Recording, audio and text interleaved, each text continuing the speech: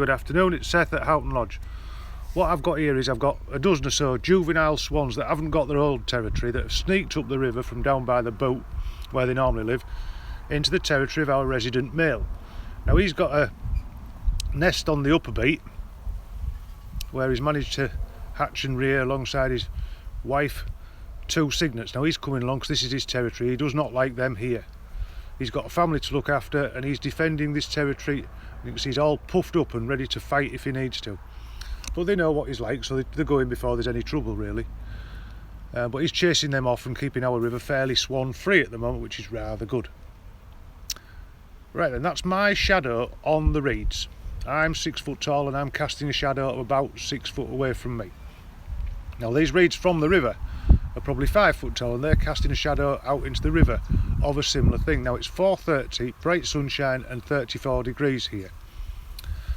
And we have feeding fish, even in conduct. There he is, he's just chasing them off. All puffed up, ready to go. Right, we've got feeding fish only a yard or so from the bank. And that's because we've got these reeds. As you can see, those fish are active and moving, chasing stuff about. Now those fish have just been rising, they won't do it now because I'm talking, but they're there and they're all moving the full length of this beat. Every 3 or 4 yards there's some sort of fish moving, whether it's a grayling or a trout or a little wildie on some of the shallower bits.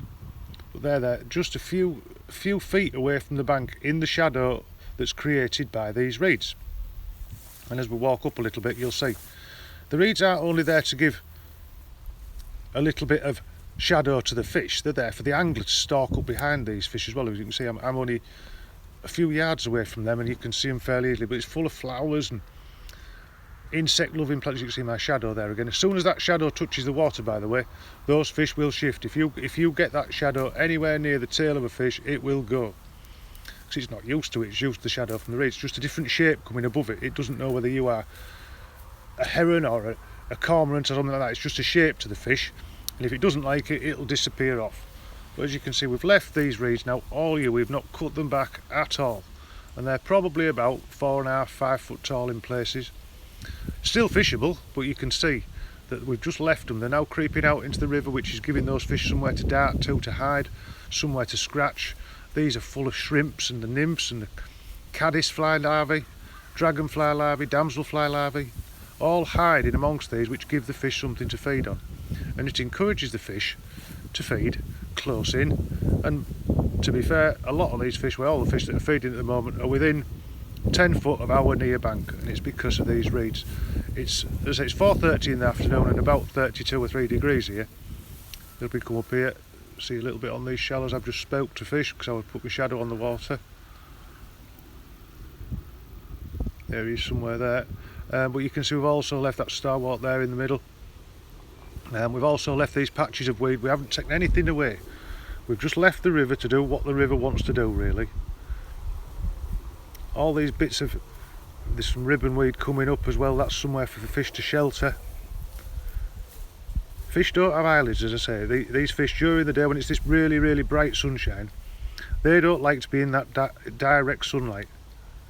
And when the sun, there's the ribbon weed. When the sun was overhead, we hardly saw fish moving in this river at 12 o'clock today, hardly anything. But now that sun's just got a little bit lower and letting these reeds do the job, which is to cast a shadow, those fish feel a little bit more confident and that they're out in the sun, and they're now feeding quite nicely close into our near bank. And then we've got our bulrushes just away from the fishing up there, growing out into the river, probably 6 or 7 foot now, and they're full of shrimp and, as I say, the caddis larvae, the damselfly larvae. All the bug life lives in them, giving these fish food that's coming down the river constantly towards them. And as we look down now, looking across the river, it's still in bright sunshine, but then we've got the shadow of our trees on this bank here, and those fish once again have got somewhere to get out that direct hot sunlight. Look back down the beat, odd fish moving. There you go, you can see all the reeds now from the top of the beat. You can see it's the full length, which gives you somewhere to stalk those fish, somewhere to sneak up on them, and gives them somewhere to hide and some food coming drifting in off them as well. There you go, a little bit about our lower beat today here at Houghton Lodge. Thank you.